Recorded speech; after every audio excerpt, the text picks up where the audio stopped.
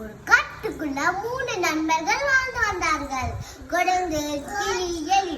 அப்போ ஒரு நாள் குரங்கு மரத்துல விளையாண்டு இருந்துச்சு.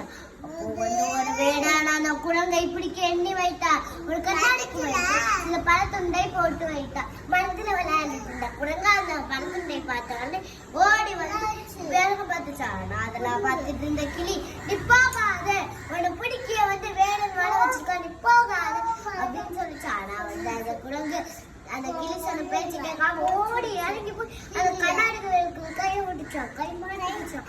அப்புறம் அந்த வேடன் வலையை போட்டு குரங்கை பிடிச்சுதான். அப்புறம் காப்பாத்துகள், தன் நண்பர்களே காப்பாத்துகள் குரங்கு சொல்லிச்சா அப்படின்னு. ஆனா யாருமே வரல. வேடனுக்கு தனி தாக எடுத்துச்சா. அப்போது அந்த குரங்கை எலி மாச்சிட்டு தண்ணி குடிக்க போச்சா போனாரா. அப்போ எலி குடு ஓடி அந்த வலை கடித்து குதிரியது. திருப்பி வேடனே மாற்றி விட்டான். காப்பாத்தின நண்பர்களிடம் நன்றி நண்பர்களே அப்படின்னு சொல்லிச்சா குரங்கு. நீ உயிர் காப்பா